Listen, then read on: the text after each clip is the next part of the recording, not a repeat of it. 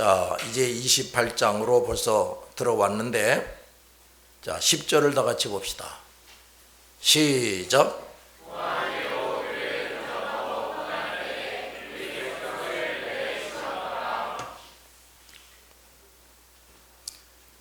병자들이 고침을 받기 전에는 그 섬에 있는 추장과 그 가족들이 바울 일행을 대접했는데, 후에는 섬의 모든 사람들이 바울 일행을 잘 대접해 줍니다. 이것은 단지 인간애와 동정심이 아니고 바울을 존경하는 마음으로 하게 됐습니다. 따라서 나머지 일행들도 덩달아서 극진한 대접을 받게 됐지요. 더구나 그 섬을 떠날 때에는 276명이 목적지에 도착할 때까지 배에서 쓸 물건들을 충분하게 제공해 주었다 그랬어요. 섬 사람들은 그야말로 최선을 다해서 도왔습니다. 왜냐?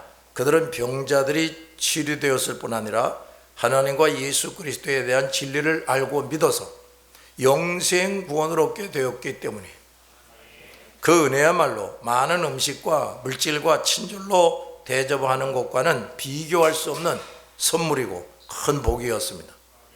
정성을 다해서 대접을 해주는 거예요. 우리는 주변에 있는 불신자 우상 숭배자들에게 이런 선물을 항상 주어야 됩니다. 그렇게 한다면 그들은 우리를 선대할 뿐 아니라 진심으로 존경하게 돼요. 요즘에 이 기독교 신문들을 보면 교회들이 자꾸 수가 줄어간다, 청년 아이들이 교회를 떠나간다, 그럼 어떻게 할 것인가? 좀 더 나누어 주자, 베풀어 주자, 자꾸 이런 주장들을 합니다. 그 뭐 나누어 주고 베풀어 주는 건 좋은데, 그렇다고 해서 그들이 우리에게 참으로 고마워할까? 그들이 참으로 예수를 믿고, 우리로 하여금 예수를 믿고 감동을 받아서 우리를 존경하고 또 우리를 선대하게 될까? 어림도 없는 소리. 우리가 확실하게 크리스찬이 돼서 그 사람들에게 복음을 전해주고 그들의 영과 육을 치료해주고 영생을 얻게 할 때 그들이 비로소 우리를 선대하게 될 겁니다. 우리는 그런 선물을 줘야지. 먼저 목사와 교회 성도들이 도무지 신자가 되지 못해서, 근데 무슨 선물을 주냐 말이에요. 맨날 무슨 선물꾸러미 갖다가 주잔 말입니까? 우리가 이렇게 하면 우리는 그들에게 더 많은 좋은 선물들을 계속해서 줄 수가 있어요. 돈 한 푼 안 들이고도. 그 사람들이 또 다른 사람들에게 계속해서 그 일을 하게 할 수가 있어요. 얼마나 영광스럽고 가치 있는 일입니까? 이것을 능가하는 삶이 세상에 어디 있겠어요? 우리가 다 이런 사람 되기를 바랍니다. 11절 시작.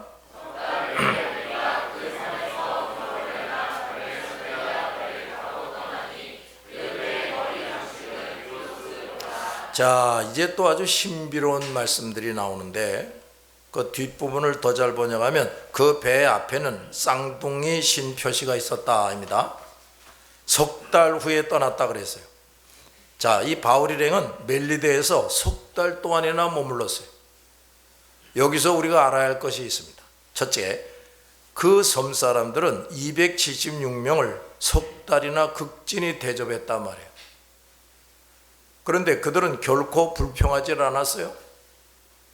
만약 불미스러운 일이 있었다면 그 사실이 성경에 기록되었을 것입니다. 그러니까 276명이 거기 너무 오래 있어서 부작용이 생겼다, 뭐 이런 일이 있었다면 성경에도 기록이 나올 거예요. 그런데 온 섬 사람들은 기꺼이 오랜 날들 동안에 모두 극진히 대접했다고 말해요. 그러느라고 그들은 상당한 식량과 그들에게 소중한 많은 것들을 내놓았어요. 두 번째, 하나님은 그들에게 최고의 사도를 보내서 구원해 주실 정도로 오래전부터 그들을 선택하셨다 뿐만 아니라 극진히 사랑하셨다는 것을 보여줘요. 하나님은 바울을 중심한 그 276명을 사랑하셨고, 그들 모두를 구원하실 뿐 아니라 그들을 통해서 당시 각 나라 민족에게 복음을 전파하게 하시려는 거룩한 뜻을 이루고 계셨던 겁니다. 하나님은 그 귀한 사람들을 위해 멜리데 섬에서 먹고 자고 쓸 것을 그 추장과 원주민들에게 이미 충분히 마련하도록 도와주셨어요. 지금 여긴 배가 깨져가지고 뭐 다 잃어버리고 구사일생으로 살았는데 그 섬에는 말이에요 276명이 충분히 먹고 살 수 있게끔 거긴 또 한 구석에서 열심히 하나님이 마련해 놓으셨다고 말해요. 추장과 그 섬 사람들은 언젠가부터 이전과 달리 이상하게 농사가 더 잘 되는 거예요. 수렵, 사냥을 하는데 더 많은 수확이 있게 되는 거예요. 그 이상하구나 하고 여겼을 겁니다. 276명의 사람들이 14일 이상 이루 말할 수 없는 고통을 당하고 모든 것을 잃고 겨우 목숨만 건져 멜리데에 도착했을 때 하나님은 그 섬의 추장과 원주민들에게는 어느 때보다도 풍성한 수확을 거두어 드리게 하셨다고 말해요. 276명 먹이려고. 얼마나 재밌고 신비한 일입니까? 한쪽에서는 죽을 고생을 하고 다 잃게 하시는 하나님께서 다른 한쪽에서는 정반대의 상황이 되게 하셨어요. 그 조난당한 자들이 다 잃게 하시면서 회개하고 하나님의 말씀에 귀를 기울이게 하셨고, 그러는 동안에 그들이 필요한 것들을 그들이 알지도 생각하지도 못한 사람들의 섬에서 다 준비해 놓게 하셨다고 말해요. 얼마나 신기합니까? 그리고 그 섬의 추장과 원주민들은 하나님의 사람을 통해서 고질적인 문제들을 해결받게 하시고 그 질병, 도대체 고칠 수 없는 질병을 고침받게 하시고 더욱이 복음을 듣고 영생구원 얻게 하셨단 말이에요. 따라서 그 섬 사람들이 바울과 275명을 석 달 동안이나 극진히 대접하기에 부족함이 없게 하셨어요. 그들은 그 일을 또 기꺼이 하게 하신 겁니다. 자, 우리 하나님의 지혜와 솜씨 그리고 섭리가 얼마나 아름답고 멋지냐 그 말이에요. 지금도 하나님은 우리 하나님을 성실히 따르고 순종하는 사람들에게 이렇게 하십니다. 이 하나님의 섭리는 지금도 우리 모든 그리스도의 사람들과 교회와 복음 전파를 위해서 끊임없이 전개되고 있음을 잠시도 잊지 마시기 바랍니다. 우린 그저 나가서 열심히 전도만 했을 뿐인데 어느 날 건물이 있는 땅을 찾으라. 결국 그걸 매입하게 됐는데 그 하나님이 벌써 우리가 그걸 찾기 2년 전에 벌써 깔끔하게 줘놓게 하신 거예요. 우리 한쪽에서 전도만 하고 기도만 했는데, 그러므로 우리 그리스도인이 얼마나 복되고 영광스러운 존재인지 모르는 겁니다. 이걸 아직도 깨닫지 못하고 체험하지 못하고 사는 교인들은 참 불쌍한 사람들이. 이 놀라운 은혜를 주신 우리 하나님께 더욱 우리는 뜨겁게 감사와 찬송과 영광을 돌려드려야 합니다. 찬송 소리가 점점 줄어들고 뭐 정신 나간 사람들 같으니라고. 그 은혜의 체험을 너무 못하고 있다는 거 아닌가 말이야. 우리가 그 섬에서 겨울을 난 알렉산드리아 배를 타고 떠났다 이런 말이 나옵니다. 자, 이게 참 또 놀라운 말인데, 여기서 우리는 하나님의 섭리의 절묘함과 완벽함을 또 발견하게 돼요. 정신 똑바로 차리고 들어요. 첫째, 바울 일행이 3개월 동안 대접을 잘 받게 하심으로 충분히 회복하게 하십니다. 조난당하는 동안 지치고 다친 곳들을 다 치료하게 하시죠. 만약 그 섬 사람들의 도움이나 자력으로 안 됐다면 하나님의 사람 바울에 의해서 고침을 받았을 겁니다. 하나님은 그 조난자들 중 한 상한 자들도 바울을 통해서 고쳐주시고, 그동안 불순종 때문에 극심하게 시달리고 고통당하고 지쳐있던 그들의 원기를 회복시켜 주십니다. 이제 순종하니까 비록 모든 것을 다 잃었으나 이제부터 목적지로 가는 데 필요한 것들은 전적으로 하나님에 의해서 제공받게 하시는데, 누구의 손을 통해? 그 미개인들을 통해서. 그리고 그 이후에 그들이 하나님의 백성으로 살아갈 때 필요한 영육 간의 모든 것도 하나님께서 새롭게 제공해 주시는 겁니다. 이렇게 그들이 받아야 할 형벌은 다 받게 하시면서 새 사람, 새 인생으로 만드시고 이끌어 주셨다고 말해요. 그 275명 말이야. 두 번째, 조난당한 사람들은 3개월 동안 하나님 앞에서 자신과 자신의 삶에 대해서 깊이 되새겨보는 시간을 가져요. 그러면서 회개하고 영적인 무장과 성숙을 기하게 됩니다. 하나님의 사람 바울이 그 3개월을 그냥 헛되게 보냈을 리가 없어요. 그들은 바울과 함께 있으면서 하나님과 복음과 말씀에 대해서 잘 배웠을 겁니다. 또 추장과 그 섬 사람들에게도 그렇게 했을 거예요. 말하자면 그 조난자들과 섬 사람들은 당시 최고의 스승과 3개월 코스의 탁월한 양육 과정을 밟은 거예요. 그 섬 사람들이 그렇게 될 거라는 걸 생각이나 했겠습니까? 그들 모두는 이전에 이미 하나님의 사람을 통한 경고가 정확하게 이루어진 것과 하나님의 놀라운 권능과 예수 그리스도의 이름이 그들을 얼마나 복되게 했는지를 충분히 두 눈으로 보고 온몸으로 체험을 했어요. 따라서 그들은 바울이 가르치는 모든 것을 누구보다도 신속히 받아들이고 흥미진진하게 배우고 영육 간에 튼튼한 하나님의 사람이 된 겁니다.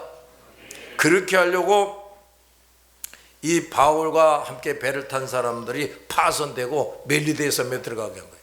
그 멜리데 섬에 들어갔으니 뭐 어디 영화 구경을 갈 수가 있나, 뭐 식당에 갈 수가 있나, 친구 만나러 갈 수가 있나, 꼼짝없이 거기에 갇혀서 바울에게서 훈련을 받게 되는 거예요. 그러므로 조난당한 자들과 섬의 사람들은 모두 하나님께로부터 큰 사랑과 복을 받은 것입니다.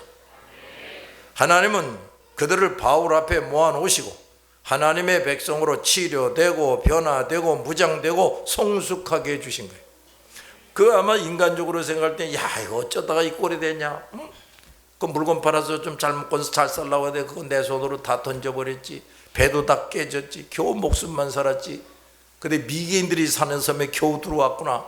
아마 신세 타령을 했을 거예요. 근데 그게 아니라고 말이에요. 이 사람들은 지금 하나님께 큰 사랑과 복을 받고 있는 겁니다. 우리도 마찬가지예요.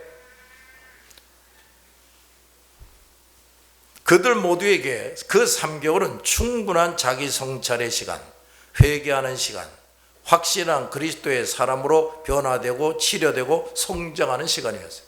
하나님은 때때로 여러분에게도 그렇게 하실 겁니다.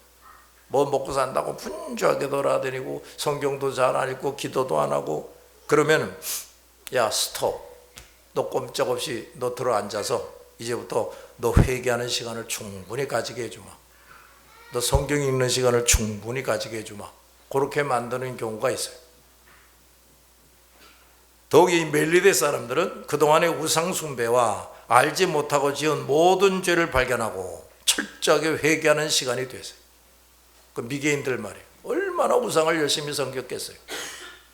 따라서 그들뿐 아니라 후손들도 하나님의 백성이 되는 큰 변혁의 순간이 됐고 미개하던 섬이 그리스도의 나라가 되는 겁니다. 얼마나 놀라운 일이냐 그 말이에요. 세 번째, 마지막 사역을 앞둔 바울, 그러니까 로마에게 가서 황제에게도 복음을 전하는 그 사역을 앞둔 바울에게 있어서 그 3개월은 참으로 고귀한 시간이 됐어요. 아마 바울이 이때 상당히 좀 편하게 쉬는 시간이 되었을 거예요. 극진히 대접을 받으면서 바울은 신체가 워낙 허약했으므로 그 조난을 당했을 때 얼마나 지쳤겠어요.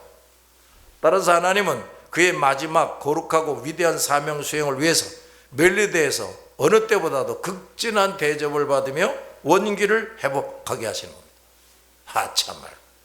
사람이 눈으로 볼 때는 배가 파손돼 가지고 겨우 구사일생으로 산 건데 사실은 하나님은 바울로 하여금 잘 대접하고 원기를 회복시키는 순간이 되게 하셨다고 말해요.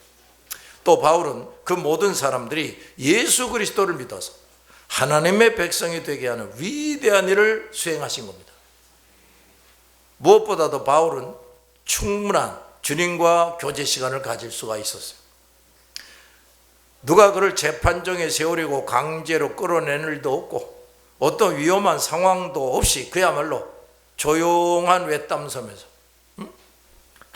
외딴섬에서 주님과 교통하는 시간, 기도하는 시간을 많이 가질 수가 있었다고 말해요.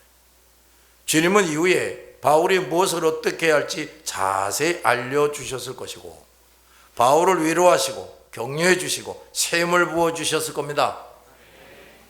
우리 하나님의 사람들은 언제 어디에서나 주님과 기도로 교통해야 돼요. 근데 가만히 보면 정말 죽어갈 때는 기도 좀 해요. 근데 등 따스고 배부르고 돈 좀 벌 때는 기도를 안 하려고 그래요. 그렇게 되면 어떻게 하실까 하나님이? 너 그렇게 정신머리 없이 자꾸 나하고 교제도 안 하고 돌아다니기만 할래? 스톱을 시킬 겁니다. 너 이제 놀아라. 너 이제 실업자 되라. 그리고 나하고 좀 교제 좀 하자. 이렇게 만들기도 한다고 말이에요.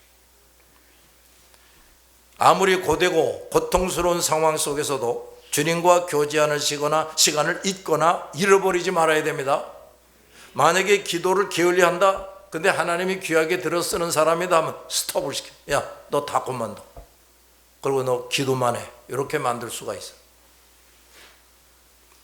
오히려 안 좋은 상황일수록 주님께 더 가까이 가고 더 찾고 부르짖고 소통해야 돼요. 어려울수록 말이야. 이렇게 하는 사람들은 어떤 상황에서도 승리합니다. 네 번째, 바울 일행이 이런 시간을 가지고 있는 동안 하나님은 그들이 탈 배를 3개월 전부터 이미 그 섬 한쪽에 정박시켜 놓고 있는 겁니다. 참. 그 배는 알렉산드리아에서 로마로 가는 배였어요.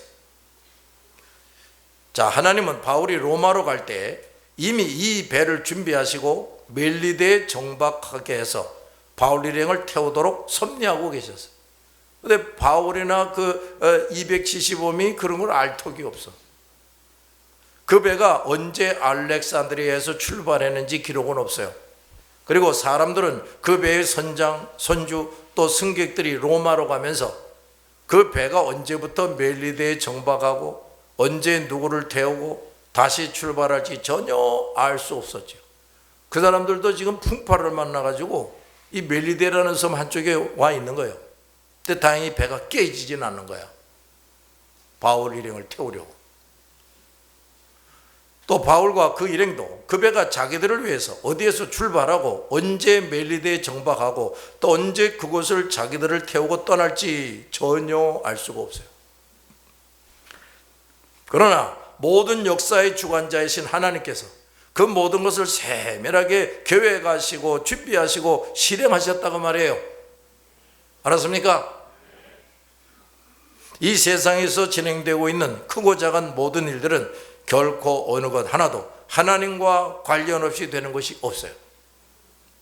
우주 만물을 만드신 하나님은 그것의 유지와 운영 또 모든 상황을 완벽하게 계획하시고 그 뜻대로 진행시키십니다. 다만 그 하나님과 지혜와 능력을 인간들이 어리석고 부패 타락해서 모르고 있을 뿐이지. 또 하나님이 일일이 안 가르쳐 주시고 인간들은 그렇게 하고 있고 하나님을 알기를 싫어하고 부인하며 심지어 대적하는데도 하나님은 당신이 세우신 계획대로 이 우주 만물을 여전히 존재하게 하시고 지금 우리가 보고 알고 있는 대로 모든 것을 그대로 섭리하고 주관하시는 겁니다. 인간들이 아무리 못되게 굴어도 하나님은 그들 때문이 아니라 하나님께서 정하신 때와 뜻을 따라서 하나님이 정하신 때와 뜻을 따라서 이 우주 만물을 심판하실 때 심판하시고 또 없앨 때 없애버립니다. 두 번째, 하나님은 전혀 알지도 못하는 또 다른 사람들을 알렉산드리아 배에서 만나게 하시는 겁니다. 바울과 그 일행 그리고 알렉산드리아에서부터 그 배를 타고 온 사람들은 멜리데에서 만나고 동승하게 되리라고 전혀 예측하지 못했어요. 그런데 그 만남은 그 알렉산드리아 배를 탄 사람들에게도 큰 복이 되는 겁니다. 그들은 당시 최고의 사도 바울을 만나게 될 줄 꿈에도 몰랐습니다. 성경에 자세한 기록은 없지만 하나님께서 능력의 전도자 바울이 그 배에 타게 하시고 그냥 지나치게 하셨을 리가 없어요. 그 알렉산드리아 배에 타 있는 사람들에게도 또 열심히 복음을 전했겠지.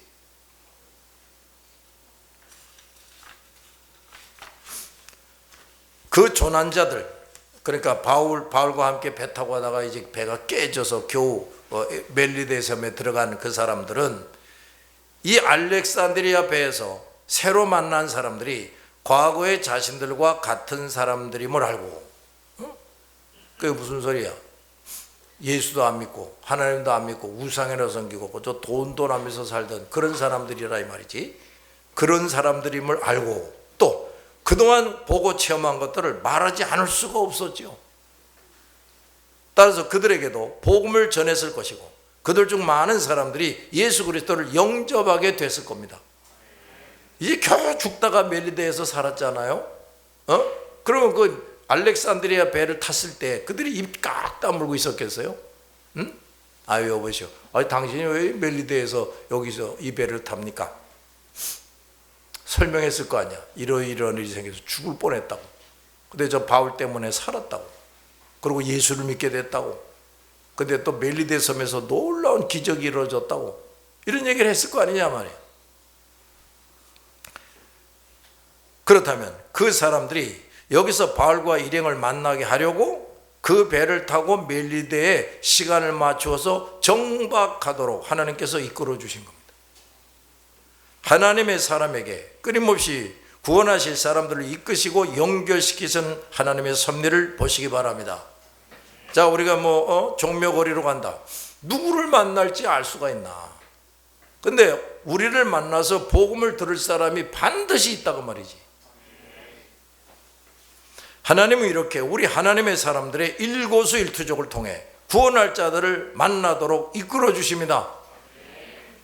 바울이 알렉산드리아까지 갈 필요도 없이 그들이 거기서 배를 타고 멜리데로 오게 하시고 바울을 만나게 하신 겁니다.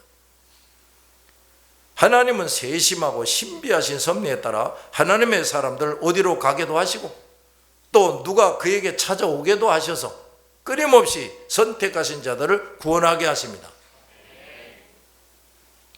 우리 그리스도인들은 바울처럼 하나님께서 이렇게 쓰시고 함께 하시는 사람이 되어야 돼요. 우리는 다 이런 사람이 될 수가 있고 반드시 되어야 합니다. 세 번째, 알렉산드리아에서 온 배는 아무 상함이 없이 배가 멀쩡하게 멜리데에 딱 정박하고 있어요. 그렇게 풍랑을 만났는데도 그 배는 멜리데에서 겨울을 났다 그랬습니다. 그 배는 바울이 탔던 배가 미항에서 출발하기 훨씬 먼저 이 섬에 도착해서 겨울이 지나기를 기다리고 있었다고 말이에요. 그 배의 선장과 선주 또 그 배의 모든 사람들은 멜리데에서 겨울을 지내는 것이 좋다는 것을 판단하고 그 섬에 도착했던 겁니다. 그 배에는 바울과 같은 하나님의 사람이 없었는데 그 배의 사람들은 올바른 판단을 했습니다. 멜리데는 당시 잘 알려진 섬이 아니었어요. 바울과 일행이 탄 배의 선장과 선주는 지중해 일대에 잘 알고 있었지만 멜리데에 대해서는 사전에 아는 바가 없었고 그 이름도 상륙해서야 알게 됐어요. 그렇다면 이 알렉산드리아 배도 일부러 이 섬에 정박한 것은 아니라고 말이지. 이들도 이런 섬이 있는 줄도 몰랐지. 그냥 풍랑에 밀리다 보니까 또 멜리데에 정박하게 된 거예요. 근데 배는 깨지지 않은 거예요. 왜? 바울과 그 일행을 태우고 로마로 가야 되니까. 성경에 자세한 기록은 없지만 참으로 이것이 또 놀라운 하나님의 섭리입니다. 그 배도 3개월 전에 큰 바람과 조류 때문에 어쩔 수 없이 알지도 못하는 멜리데 섬에 와서 정박하게 되는데 어느 한순간도 한 군데도 파괴되거나 어떤 물품도 잃어버리지 않았어요. 또 이 배는. 왜냐? 그 배는 바울과 275명이 타고 가야 할 배이기 때문에. 참 신기하지 않습니까? 그리고 그 섬에서 3개월간 정박해 있는 동안 자고 먹고 입어야 할 것들이 필요했기 때문에, 즉 알렉산드리아 배와 그 배에 승선한 모든 사람들과 그들이 사용한 물건이나 그 운반하는 모든 것들이 안전하게 된 것도 바울 일행 때문이라고 말해요. 내가 전에 그런 말 여러 번 했잖아요.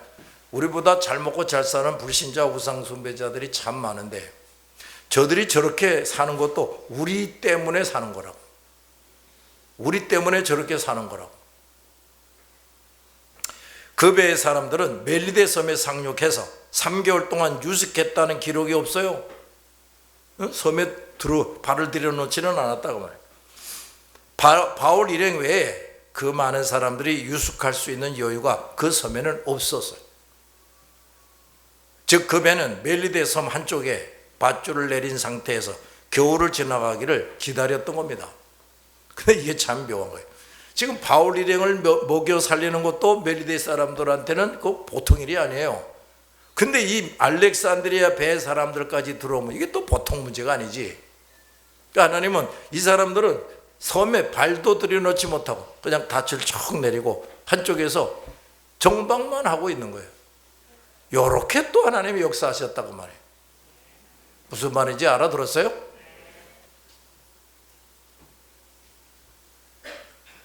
그런데 그 배가 피치 못하게 이 섬에 정박하게 된 것은 뭐냐?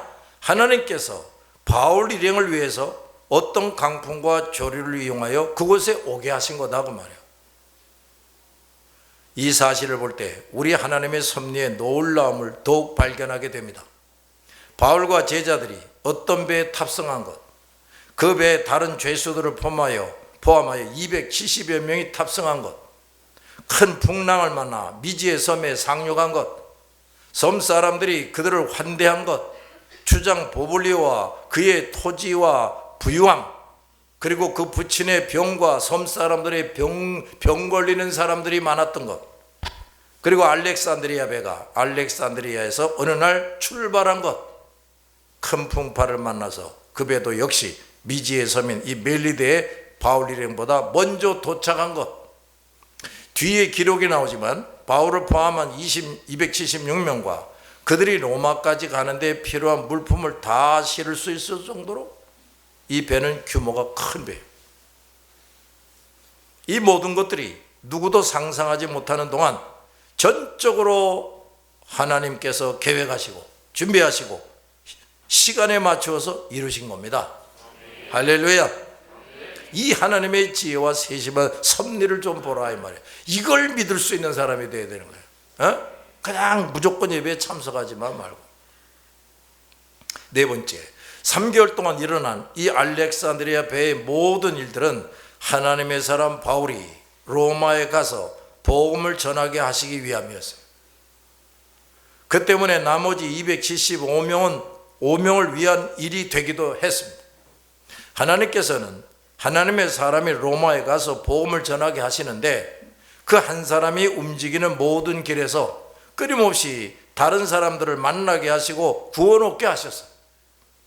그리고 그 뜻을 이루기 위해서 하나님의 사람이 만나야 할 사람들을 정하신 때, 정하신 방법을 이용해서 만나게 하시는 겁니다. 그들이 구원을 또 얻게 하시는 겁니다. 그러한 거룩한 일들을 계속 진행시키시면서 바울이 로마로 가게 되는 거예요.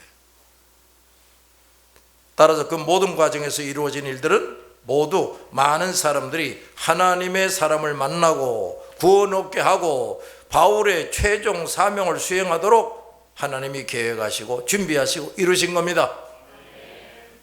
하나님은 복음을 들고 가는 하나님의 사람을 모든 것들, 즉 날씨, 배, 바다, 미지의 섬, 그 섬에 있는 사람들, 그동안 전혀 알지 못했던 또 다른 사람들, 로마 정부와 군대, 독사, 이런 것들을 다 동원하시고 어떤 사람들보다도 귀중히 여기고 사랑하시고 모든 지혜와 하나님의 지혜와 능력을 동원하셔서 도우시고 지키시고 이끄시고 사용하시는 겁니다. 그렇다니까요. 세상 모든 것을, 뭐 정권, 무슨 과학, 문명, 기술, 돈, 재능, 이런 것들을 하나님이 우리를 통해서 이루실 뜻을 이루기 위해서 다 때가 되면 동원하셔서 사용하게 하시는 거예요. 그 우리가 일일이 다 가지고 있으려고 애쓸 필요도 없어. 그러므로 이런 하나님의 사람이 되는 것이야말로 사람으로서 누릴 수 있는 가장 큰 영광입니다. 다섯 번째, 알렉산드리아 배의 사람들은 바울과 그 일행처럼 그동안 특별한 은혜를 체험하지는 못했어요. 그 배에 탄 사람들에게는 하나님의 사람이 없었기 때문이에요. 하나님의 사람을 통해 나타나는 하나님의 역사를 전혀 볼 수 없었고 경험할 수도 없었습니다. 그들은 멜리데 사람들에게서 어떤 호의도 받지 못했어요. 이 알렉산드리아 배에 있는 사람들, 또 그들 역시 섬 사람들에게도 어떤 유익을 줄 수가 없었어요. 그들은 단지 하나님의 거룩한 뜻에 따라서 바울과 그 일행을 태우고 로마로 가기 위해서 지금까지 그 섬에 움직여 왔고 또 그 섬 한 곳에 정박하여 준비하고 있을 뿐이었어요. 참말. 그러나 성경에는 상세한 기록은 없지만 하나님께서 그동안 바울이 만나는 사람들마다 영육간의 구원을 얻게 하신 것을 보면 그들도 배에서 바울과 일행을 만나 상당한 시간을 배에서 보내면서 구원을 얻게 하셨을 겁니다.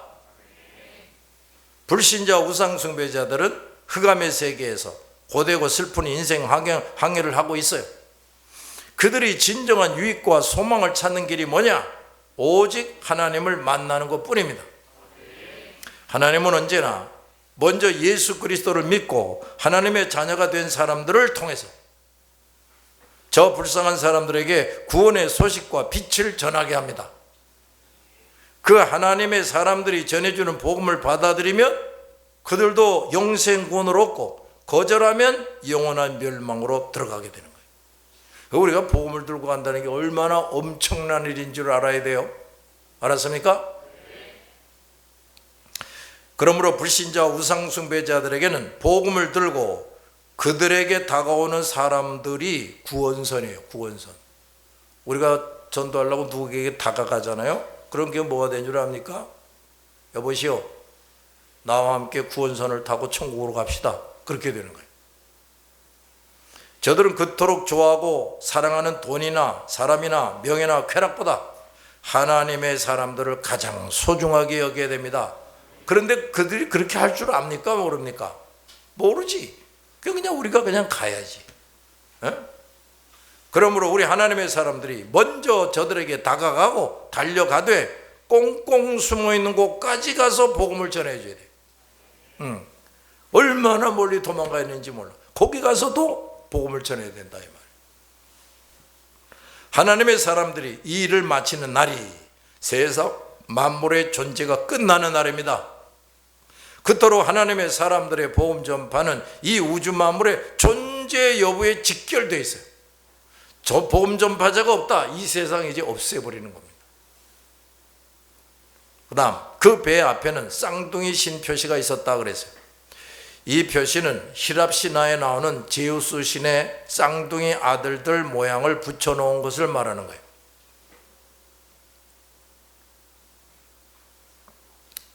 제우스 신이 쌍둥이 아이들을 낳대. 그 모양을 붙여놓은 겁니다. 당시 뱃사람은 이 표시를 배 앞에 붙여놓으면 제우스 신의 그 두 아들들이 안전을 지켜준다고 믿었어요. 그야말로 생구라지. 당시의 시인들은 이 신을 바다의 신이라고 말하고 이 신이 항해하는 배와 사람들을 보호하고 폭풍을 다스린다고 말했어요. 그래서 큰 배일수록 이 표시를 붙였습니다. 이 배에 이 표시가 붙어 있다는 것을 보면 그 배는 규모가 꽤 크고 좋은 배였음을 알 수가 있어요. 시시한 배는 이런 걸 붙일 돈이 없지. 그런데 그 배는 제우스의 아들이 아니라 하나님에 의해서 이 섬으로 오게 됐단 말이에요. 제우스의 그 쌍둥이 아들이 글로 오게 한 게 아니고, 그리고 바울 일행이 타게 되고 어느 때보다도 하나님께서 더 특별하게 지켜주신 겁니다. 그 제우스의 두 아들내미가 지켜준 게 아니고, 저들은 제우스가 신 중에 신이라고 여기고 있었지만 그들의 신은 하나님께서 그 배를 사용하실 때 아무것도 할 수 없었어요. 하나님이 그 배를 멜리데라는 섬으로 풍랑에 의해서 밀려갈 때 그 제우스의 아들놈들이 그걸 가지 마, 뭐 그러지도 못했지만 막을 수가 없어요. 그것은 존재하지도 않는 호구들이었기 때문이죠. 신은 오직 하나님 한 분뿐이고 모든 것은 하나님의 것입니다. 하나님께서 뜻하시기만 하면 우상 숭배자들이든 우상 숭배에 사용했던 것이든 우상 숭배자가 가진 어떤 것이든 하나님의 사람들과 하나님의 일에 얼마든지 사용됩니다. 하나님의 사람들과 하나님의 일에 그 모든 것은 얼마든지 사용된다는 것을 믿읍시다. 하나님은 하나님 자신과 하나님의 일을 위해서 사용하실 것들을 사지사방에 무진장으로 있게 하셨어요. 따라서 우리는 하나님의 일을 위해 사용할 자원들이 얼마든지 준비되어 있다는 사실을 잊지 맙시다. 그게 사람이든 돈이든 뭐든 말이지. 12절 13절 시작.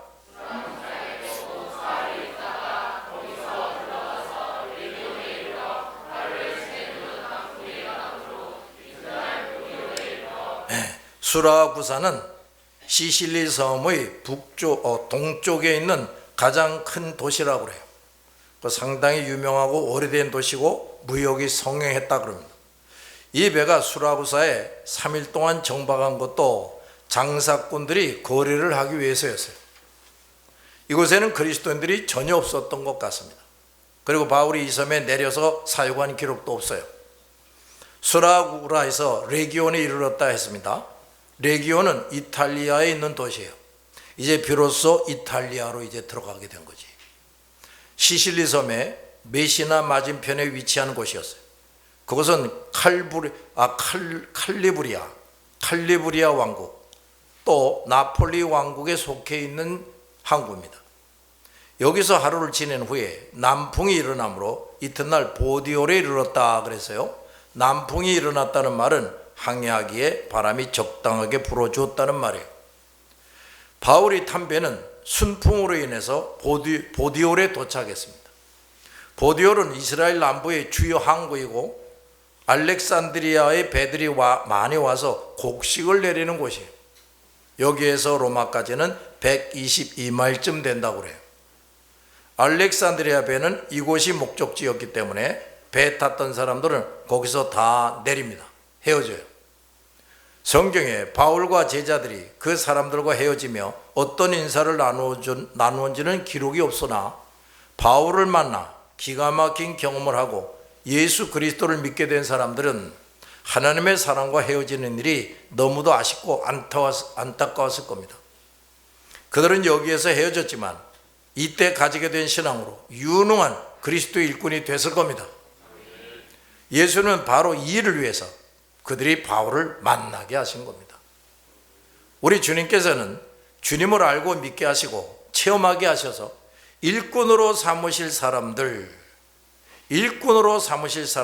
예나 지금이나 다양하게 또 누구도 예측하지 못하는 동안에 아주 극적이고 신비하게 부르시고 세우시며 사용합니다. 내가 저 잠실에서 이제 이쪽으로 올 때 분명히 이제 이 분당에서 나의 제자들이 있게 하실 것이고 하나님의 일에 동참할 사람들이 있게 하실 것이다. 누굴까? 아주 궁금한 거예요. 근데 그들이 바로 여러분이에요.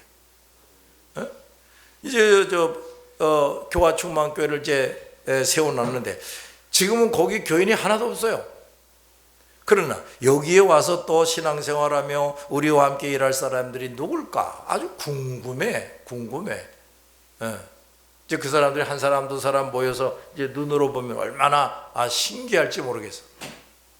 그런데 그들을 우리가 예측하지도 못하는데 다양하게 이 사람 저 사람을 하나님이 정해놓고 부르시고 세우시고 사용하시게 되는 겁니다. 우리는 이 주님의 놀라우신 인도하심, 이 놀라우신 인도하심으로 그리스도의 일꾼이 된 겁니다. 그리고 주님은 앞으로도 이와 같은 방법으로 우리로 하여금 많은 선택된 사람들을 만나게 하시고 그리스도의 사람들로 만드실 겁니다. 흥미진진하지 않습니까? 보디올은 오늘날 포추올리라고 불리는 나폴리에서 멀지 않은 곳이라고 그래요. 바울은 여기서부터 다른 죄수들과 함께 육로로 로마까지 갑니다. 자, 이렇게 극적이고 신비한 대여행은 이제 막을 내리게 돼요. 이제 그야말로 사도행전 마지막 부분에 이제 가게 됩니다. 기도합시다.